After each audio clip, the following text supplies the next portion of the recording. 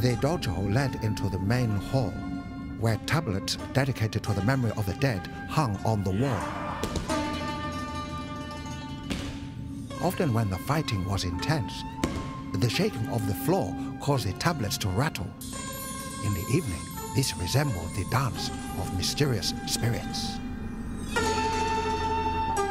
That was an extract from Jigoro Kano, the founder of judo, who set up his first judo school in a Buddhist temple in Tokyo back in the summer of 1882.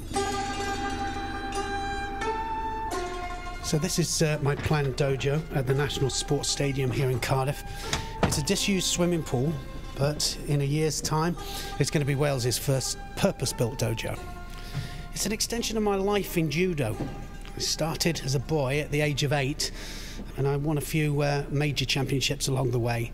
And now I'm giving something back by coaching Wales's national squad and hopefully making them the best.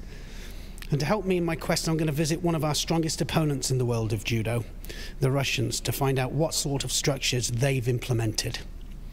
I've also been invited to perform a masterclass in Vladimir Putin's judo club, the Avaraneva Judo Club in St. Petersburg. As everybody knows, Mr. Putin is a black belt and a lifetime devotee of judo. I hope to meet the man himself, but if I don't manage to, I'll try and satisfy my own curiosity as to how a world leader has been influenced by the philosophy and sport of judo. I'll be travelling both to Moscow and St. Petersburg, where I'll also be visiting a martial arts school which trains champions.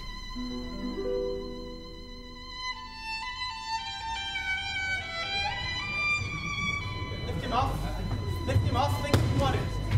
Got to think about catching an arm as well, Sam. That's it. Before I travelled to Moscow, I thought it might be a good idea to get some background information about Putin and his love of judo. Andrew Jack is a former Moscow bureau chief of the Financial Times. He's not only interviewed Putin, but he's written a book about him called Inside Putin's Russia. Judo, it seems, is very much part of Putin's life.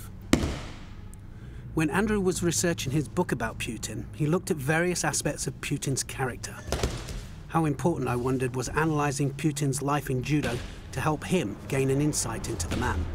When I particularly was doing research for my book about him, I was very interested to understand his background and his influences and the other sides of the personality beyond the sort of public declarations that you heard since he sort of rose to power. So it was something that was in the back of my mind. And actually, when I went to see him the first time around about 2001, it was only a few months after he'd been to Japan and had taken part very publicly in a judo contest, and quite strikingly had let a small Japanese girl throw him, in fact, which raised some sort of eyebrows amongst his advisors, who said he should always appear tough and dominant. But actually, his own judo trainer, who I talked to, said it was a great gesture, actually, of the man's humility from time and his ability and willingness to be humble and to interact effectively and diplomatically with others. Did you find him a humble person? I mean, did he open up to you? He opens up to some degree, but he's, of course, had a life, first of all, as a KGB agent, and then as an official, and then as a more public official, of course, a high-level politician, president, now prime minister. And so, of course, he's someone who's very careful and measured. That's always been part of his skill and his mystique. But that said, I mean, I think he's certainly very intelligent, very careful in how he approaches things, and you get the impression also, a bit like in judo, he's the sort of person who doesn't go frontally into something, doesn't go directly for confrontation, is much more about using the idea of, you know, your opponent's strengths and weaknesses against them if necessary. And of course, internationally, even most recently with the situation in Georgia, we've seen a much more kind of resurgent, aggressive Russia under his leadership. That said, of course, those policies have largely been seen as positive by individual Russians, and there's no doubt that if Putin was to go again to the polls tomorrow, he'd been re-elected. And it's interesting, again, drawing the parallel perhaps with judo. Here was a relatively physically small person who was able to use guile and cunning in sport to be effective. In the same way, in the 90s, when Putin was really coming of age politically, rising to be initially prime minister and then president, Russia itself was something of an international weakling. It had sort of suffered economically. It had collapsed effectively after the end of the Soviet Union, in every way, socially. People who'd lost lost their jobs, international prestige, the military might had shrunk away. And in the same way, Putin was almost, as its leader, bringing it back to a position of strength, using guile more than physical brute force. And that's why he's seen as popular internally, even if internationally people are pretty suspicious and do feel perhaps there was a period of missed opportunity when he could have done more to push Russia further and faster in a more progressive and slightly more democratic direction. I hope to meet Mr. Putin, but you've already interviewed him in the Kremlin. What sort of experience was that? And certainly when you go in the Kremlin itself, of course, it's an enormous and very imposing building, symbolically has a number of towers, and they always say each tower has a different perspective or opinion or centre of power within it. So there's always that sense of intrigue. And of course, you walk down the corridors, very, very tall, lots of gold around, elaborate paintings and furnishings and so on. So it's quite an intimidating experience at first. But I have to say, he's quite good at putting you to some degree on your ease. And in fact, the first time I interviewed him, it was with a colleague who'd flown over from London. And Putin had obviously done his homework and was able to make a comment actually of sympathy towards this colleague's, a member of his family who'd fallen a bit ill. So straight away, a quite clever way to sort of reach out to somebody in a little surprising way. But on the other side, always with a little bit of edge. You're never quite comfortable. There's always a sort of a sharpness against you as you pose your questions, and in the way that he answers them, very much driving his own particular agenda. What do we know about Putin's early life, and how did judo figure in it? He was brought up in St. Petersburg, then called Leningrad, which was a city that on the one hand has a huge, rich cultural and politically liberal tradition, but also always had a very hard edge. It was always a military town. It was always a city, a capital at some time, which was viewed with suspicion from elsewhere, very harsh climate and so on. And Putin himself grew up in pretty humble surroundings in a shared apartment with many other families. He says actually there were rats on the stairwells, there were scraps in the street and in the playground from time to time. And so judo and actually sambo, which he practiced first, were an important part of his ability to perhaps save himself from potentially a life of crime or a bit on the margins, build his own self-esteem as someone who was actually physically quite small, find a passion, find a discipline. And it's a sport which I think has brought a lot of traits that we've seen subsequently in his later life. What kind of traits do you think that he actually took from judo? I think there was a sense of reflection, a kind of philosophical approach to life, a very calm, almost intellectual way to approach challenges, the idea of respect, the idea of balance, using your opponent against you, manipulating, switching tactics, not obsessed with some sort of aggressive knockout blow. And then, of course, the whole philosophy. It's one where you use the strengths and weaknesses of your opponent and their weight against themselves. It's one where you have some degree of respect and humility. You're not just going out forcing yourself on them brutally.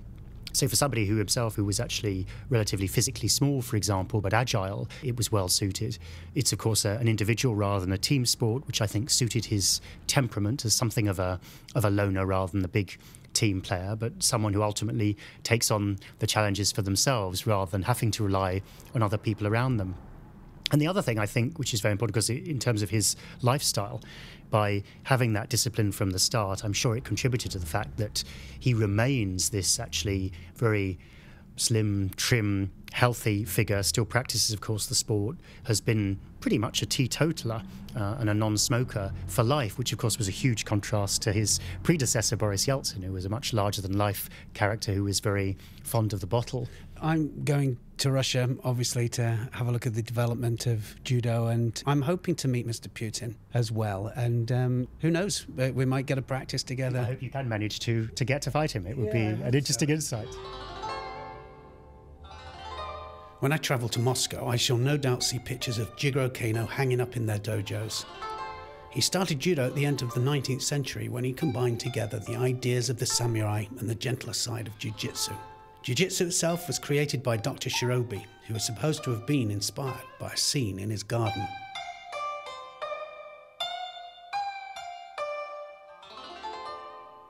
Whilst walking in my garden, I noticed a small, flexible branch full of snow that had bent to the ground, whilst heavier branches all around had snapped.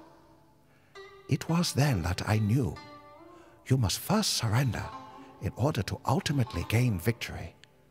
And so, Jiu-Jitsu was born.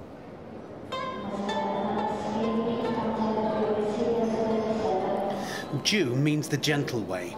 Do identifies it as an art form, a way of life and a sport. During the Soviet period, the Russians created their own form of fighting from judo, which they called sambo. Basically, it's the same as judo, but they don't wear trousers. Maybe that's why it's never caught on in the West. Well, this takes me back 25 years when I competed in the World Championships in Moscow. I'm just about to get on my plane and hopefully meet Mr. Putin.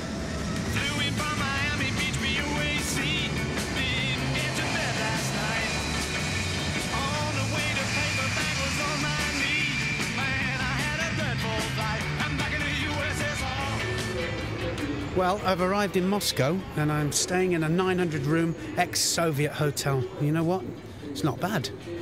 No luck with Putin at the moment, but I've been invited to the Duma to visit a boyhood friend of Putin and a fellow judoka, Vasily Shestakov, who's not only a black belt, but he's also an MP, and he's the head of the National Information Center, which some commentators have said is funded by Abramovich. First time I've been back in Moscow since 1983, where I competed in the World Championships, and 1980 was the Olympic Games, of course. And we're with Stas, and Stas is our interpreter.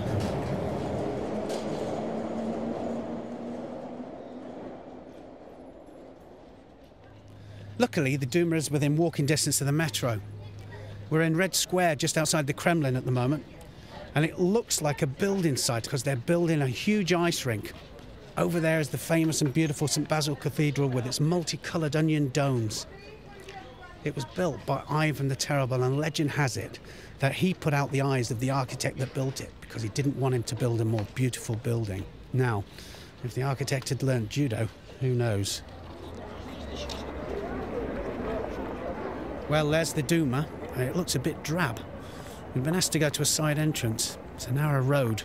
Soldiers, guards, all with machine guns, manning a checkpoint. You got your passports on you? No, you didn't tell me that we needed a passport. Do we need a passport? Yeah, you do, because they're gonna check it twice. Because I mean, I just assumed you would take it with you.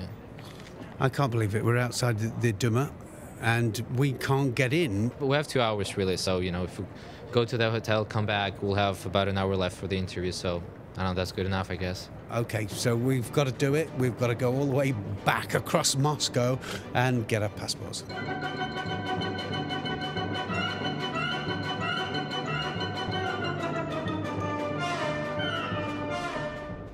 All right, so now we're back. Oh, thank God, you know, and hopefully we're going to get inside now and we're going to meet Mr. Shetikov.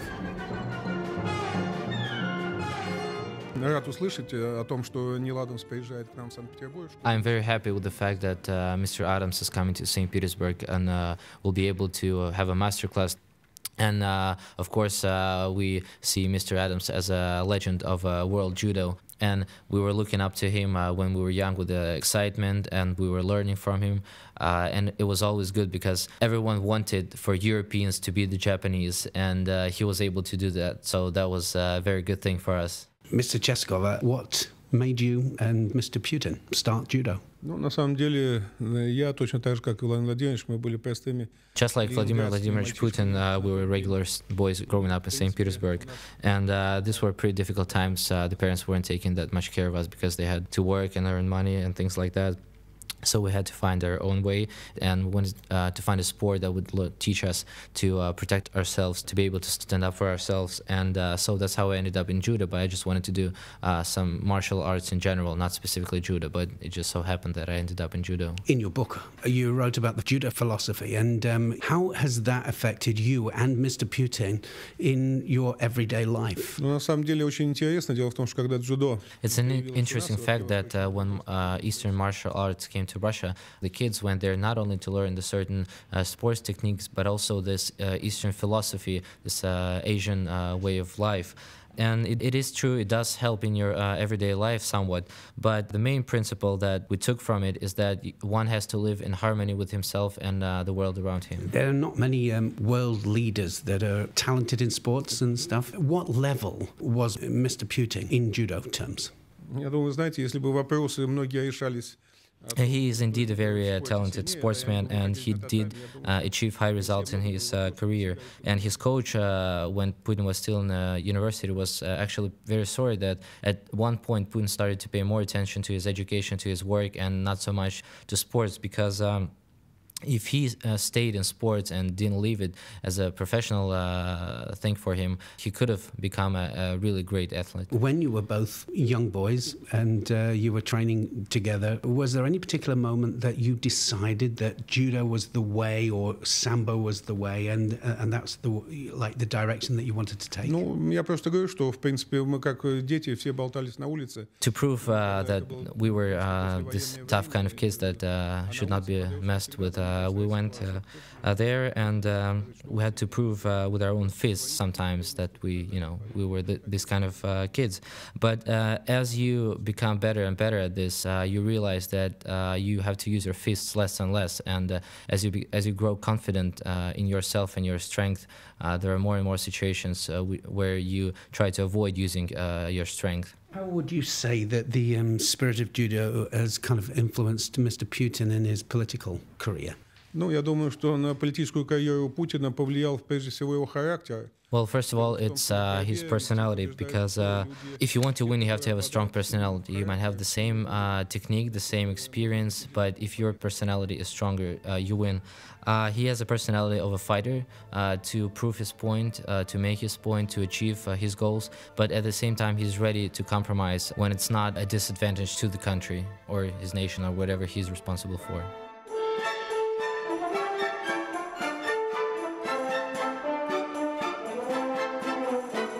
Well, we're now at the Sambo Judo School, and it's amazing. There are hundreds of children all dressed in judo kits. Everybody training. It's like a scene from Bruce Lee movie. So I had to find out something about their structure here, and I believe that we're just about to be met by the school's deputy principal.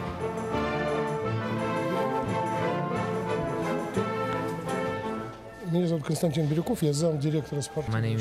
Birkov. I'm the deputy head of the sports section of school called Sambo 70, and it includes 3 different schools. Is the school about education as far as judo is concerned? Самбо и дзюдо вплетены в процесс обучения. Sambo and judo are indeed both very rooted in the curriculum, so they're part of it. They're not just on the sidelines of an academic part. And so the kids here do study, but at the same time they take a lot of Sambo and judo classes. How many people, total students in the school? Всего вместе с группами начальной подготовки и филиалами, а у нас много филиалов. All in all, including karate and all other sports, it's about 5,000 people. That's incredible. I mean, 5,000 people being educated towards martial arts, which is just fantastic. How old are you? 14. How are your feelings to the school? You obviously enjoy what you're doing. Ну, с школы мне повезло, конечно, как многим, кто здесь тренируется, учится, все эти. I obviously got very lucky with the school, just like all the kids that you can see here. A lot of world champion, Olympic champions graduate from this school, and if Sambo is one day included into the Olympic program, it will definitely raise interest to the school. I know it's hard work, but do you enjoy it? Да, конечно, если бы мне нравилось, меня бы здесь не было. Yes, of course, because if I didn't like it, I wouldn't be here. Can you tell me, obviously, no medals at the last Olympic Games, what are Russia doing differently in the preparation for the next Olympic Games? Ну, во-первых, изменения уже есть. Уже есть решение перенести центр олимпийской подготовки в нашу школу. The first decision that's been made is to move the Moscow Center for Olympic preparation to our school.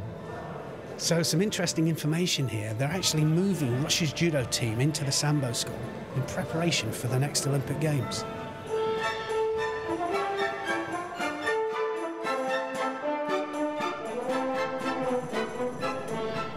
We're now on the sleeper train from Moscow to Russia's second largest city, St. Petersburg.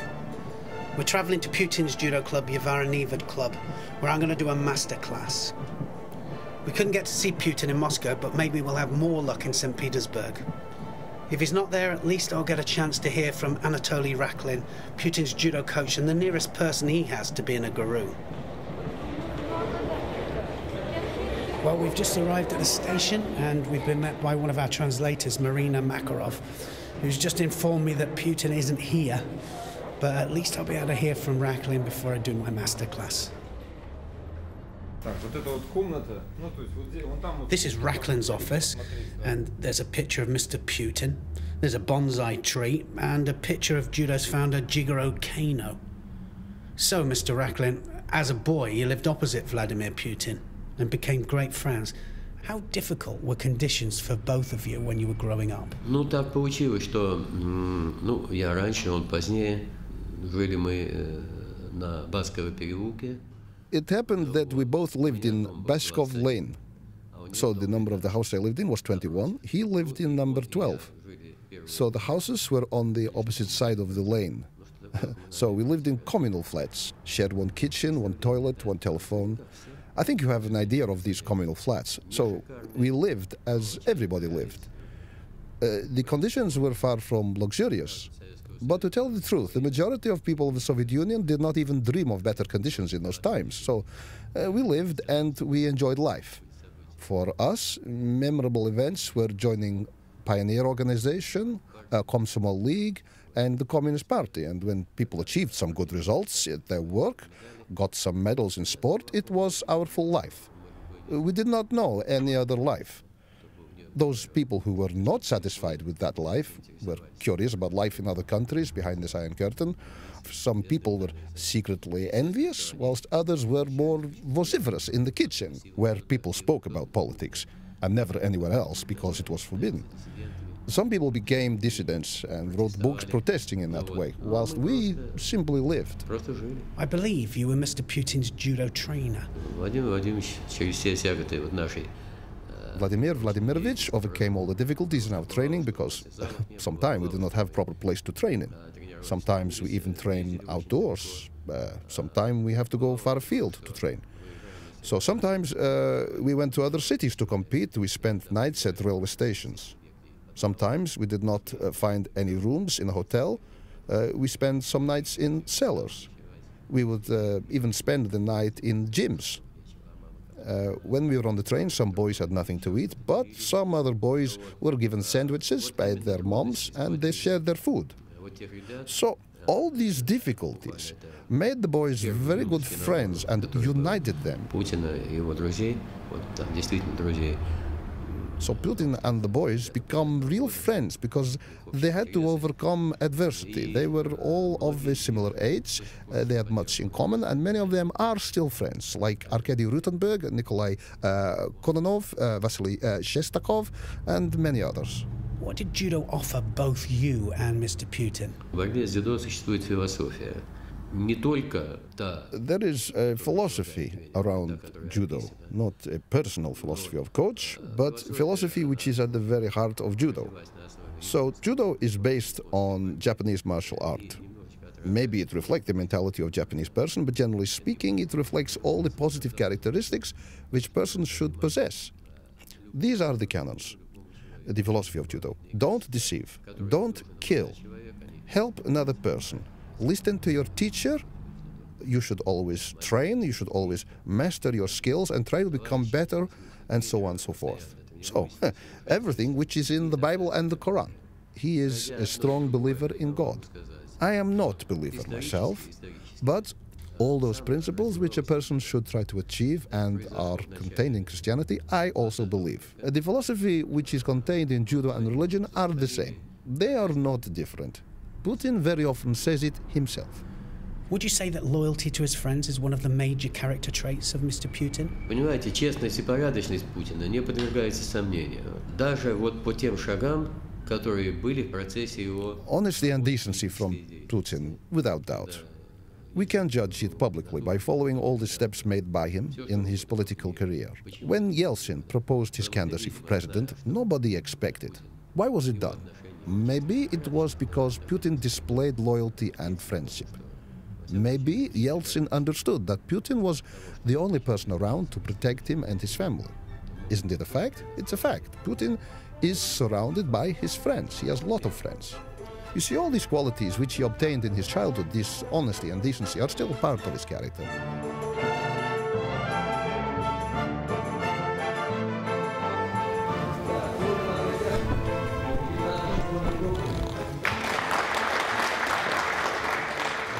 So those coaches, they introduce Mr. Adams as a very outstanding English sportsman.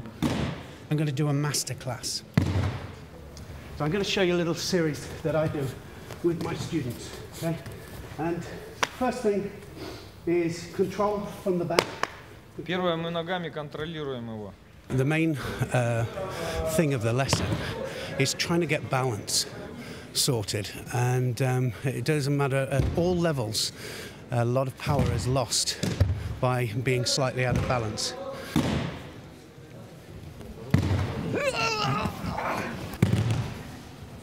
Другой рукой старается, как там, насекомыми выходить и так далее, а он этой обратной рукой держит.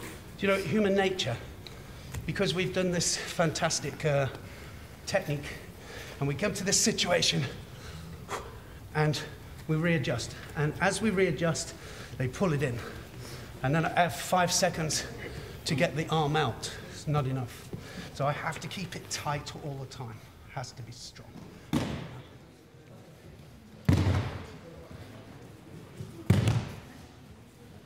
Anyway, I'd just like to say it's been our pleasure to be here. Спасибо большое за то, что вы все сюда пришли. Ему было очень приятно с вами со всеми познакомиться. Thank you very much. Thank you. Thank you. Построимся. Давайте.